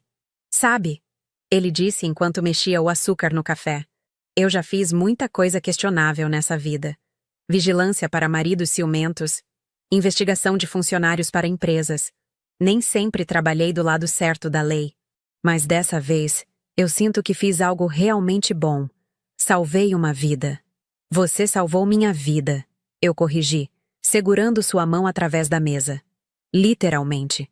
Se não fosse por você, eu estaria morta. Jogada em alguma mata perto da represa de Guarapiranga, como Juliano tinha planejado. Era um pensamento mórbido, mas verdadeiro. Alberto tinha sido meu anjo da guarda, aparecendo exatamente quando eu mais precisava. Ele tinha decidido deixar o ramo de investigação privada. Disse que depois dessa experiência não conseguia mais fazer esse tipo de trabalho. Estava abrindo uma pequena empresa de segurança, serviços legítimos de proteção pessoal e residencial. Oferecia ajudá-lo financeiramente se precisasse. Ele recusou, mas agradeceu. Você já me deu algo mais valioso que dinheiro. Ele disse. Me deu propósito de novo. Voltei ao trabalho no hospital 2 semanas depois. Foi estranho no começo. Cada paciente masculino que chegava me fazia ficar tensa. Cada corredor escuro me lembrava da perseguição. Mas aos poucos, comecei a me sentir em casa novamente. Meus colegas foram incrivelmente apoiadores. Ninguém fazia perguntas invasivas. Apenas me abraçavam e diziam que estavam felizes por eu estar de volta. O julgamento aconteceu 4 meses depois. Foi rápido pelos padrões brasileiros, mas pareceu uma eternidade para mim.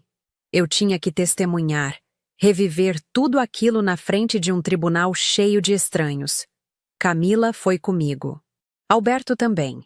A delegada Fernanda, que tinha se tornado uma amiga durante todo o processo, me garantiu que eu não estava sozinha. A sala do tribunal estava lotada. O caso tinha atraído a atenção da mídia. Jornalistas enchiam as primeiras filas. Quando Leonardo foi trazido, algemado e vestindo o uniforme laranja da prisão, Senti um arrepio. Ele parecia ter envelhecido anos em apenas meses. O cabelo grisalho, a postura curvada. A prisão tinha cobrado seu preço. Nossos olhos se encontraram por um breve momento. Não havia mais raiva nos dele, apenas uma resignação vazia. Ele sabia que estava perdido. Com todas as evidências contra ele, não havia defesa possível.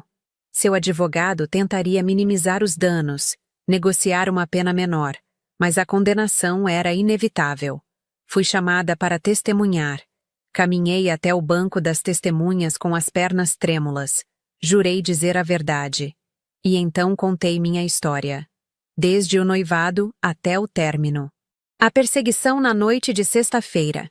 Alberto me salvando. A descoberta do plano de assassinato. Nossa operação para reunir provas. O encontro gravado. Leonardo e Juliano me perseguindo até Santos. A tentativa de invasão. O promotor me fez perguntas que me forçaram a entrar em detalhes dolorosos. Como me senti quando descobri que Leonardo queria me matar? Se em algum momento suspeitei de seus planos. Como foi ouvir a gravação dele discutindo os detalhes do meu assassinato planejado? Respondi tudo honestamente, minha voz quebrando várias vezes. O advogado de Leonardo tentou me desacreditar durante o contra-interrogatório. Sugeriu que eu tinha invadido o apartamento de Leonardo ilegalmente. Questionou por que eu não tinha ido diretamente à polícia assim que Alberto me contou sobre os planos. Insinuou que talvez eu tivesse exagerado a ameaça. Mas o promotor objetou a maioria das perguntas, e o juiz as sustentou. Alberto testemunhou depois de mim. Ele foi claro e direto, explicando como foi contratado por Leonardo, como percebeu que o trabalho envolvia assassinato, como decidiu me proteger ao invés de me prejudicar. A gravação do encontro no estacionamento foi reproduzida na íntegra.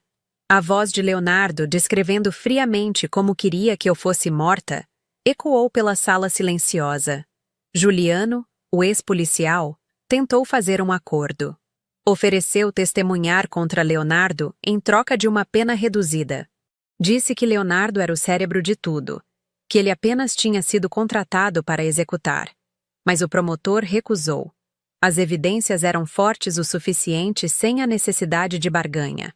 Ambos seriam processados com todo o peso da lei. Durante todo o julgamento, observei os jurados.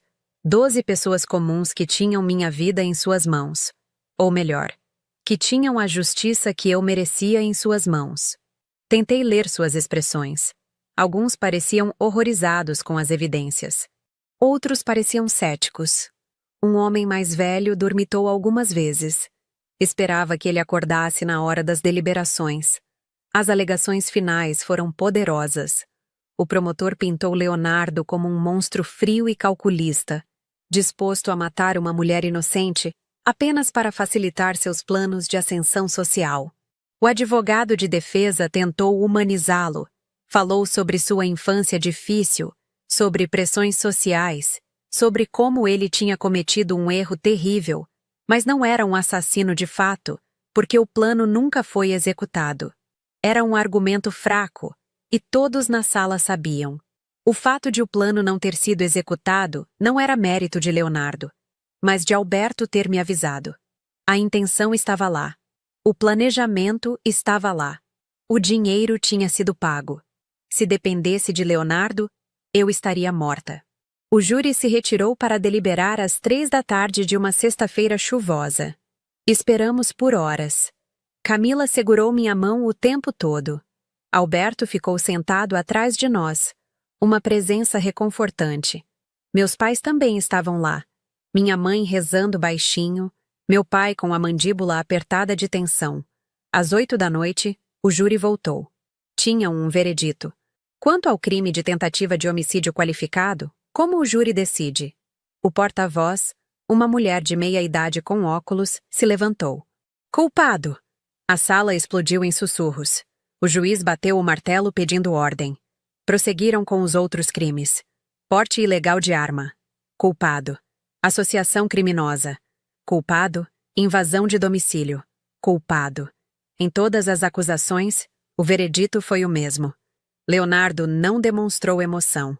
Apenas ficou sentado, olhando para frente.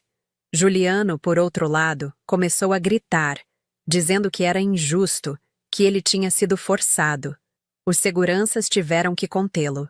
O juiz anunciou que a sentença seria determinada em 15 dias. Mas já sabíamos que seria pesada. Muito pesada.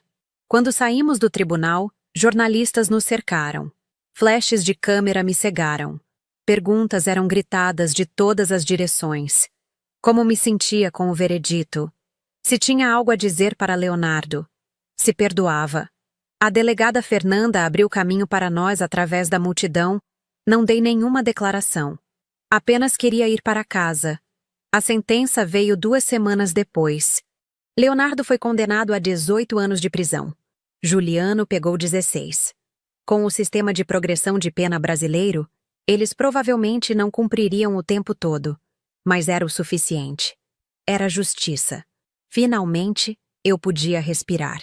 Finalmente, podia começar a viver de novo sem medo. Os meses seguintes foram de reconstrução. Fiz terapia para lidar com o trauma.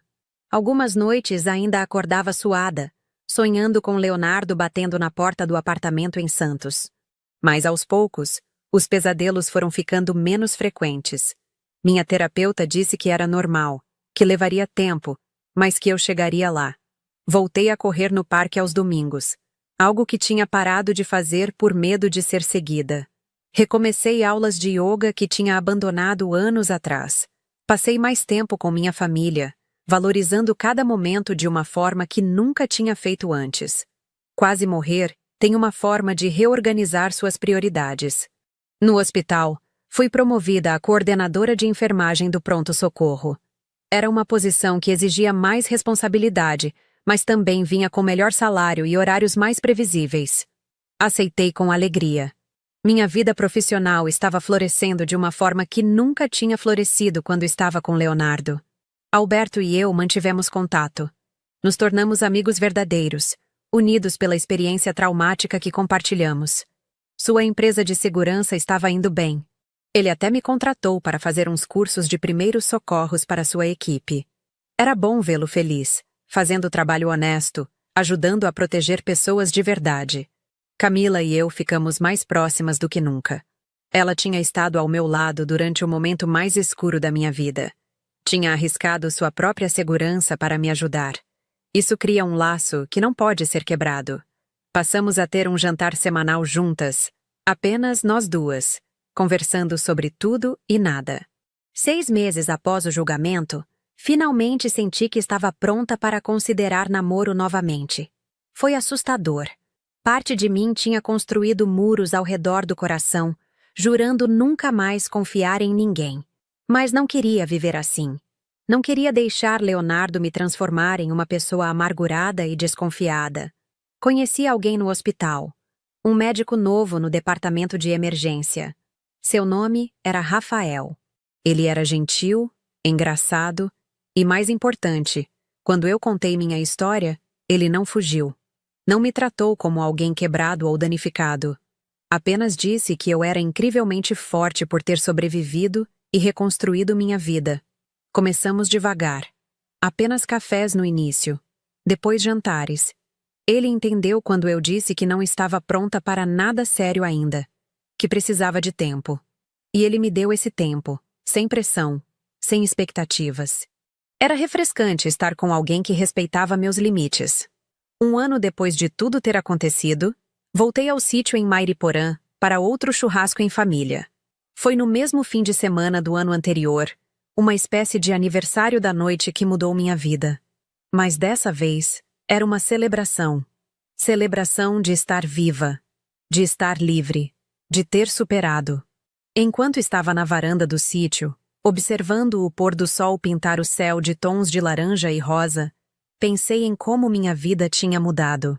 Há 1 ano eu estava apavorada, correndo por minha vida, sem saber se veria outro amanhecer. Agora, estava em paz, rodeada por pessoas que me amavam, com um futuro brilhante à minha frente. Meu celular tocou. Era uma mensagem de Alberto. "Como você está?" Respondi com uma foto do pôr do sol. "Estou bem. Estou feliz." E era verdade. Pela primeira vez em muito tempo, Eu estava genuinamente feliz. Leonardo estava preso. Juliano estava preso. Eu estava livre. Livre para viver. Livre para amar. Livre para ser eu mesma. Minha mãe saiu na varanda e colocou o braço ao meu redor. Em que você está pensando, filha? Sorri para ela. Estou pensando em como sou sortuda. Poderia ter acabado muito diferente. Ela me abraçou mais forte. Mas não acabou. Você está aqui. Está viva. Está forte. E estou tão orgulhosa de você. Aquela noite, quando levei ao aeroporto a carteira que meu... Não, espera. Essa não é minha história. Minha história começou quando um taxista trancou as portas do carro e me disse para confiar nele. E terminou com um novo começo. Com a compreensão de que, às vezes, as pessoas que menos esperamos são as que nos salvam. E que mesmo nas situações mais escuras, há sempre uma saída se tivermos coragem de procurá-la. E agora, quando olho para trás, percebo que aquela noite de sexta-feira, assustadora como foi também o começo da minha verdadeira vida. Uma vida sem mentiras, sem máscaras, sem um relacionamento tóxico me prendendo. Uma vida onde eu era a protagonista, não a vítima. E isso valia todo o medo, todo o trauma, toda a luta. Se você está passando por algo difícil agora, se está com medo, se acha que não há saída, eu quero que saiba que há. Sempre há. Você é mais forte do que imagina. E às vezes, ajuda vem dos lugares mais inesperados. Confie em seus instintos. Peça ajuda quando precisar. E nunca, nunca desista. Porque no final, a melhor vingança contra aqueles que tentaram nos destruir é continuar vivendo, continuar crescendo, continuar sendo feliz. E eu estava fazendo exatamente isso. Vivendo, crescendo, sendo feliz. E isso era tudo o que importava. E aí? O que você teria feito no lugar da Débora? Se você gostou dessa história, não esquece de deixar seu like, se inscrever no canal e me contar nos comentários de onde você está assistindo. Até a próxima história!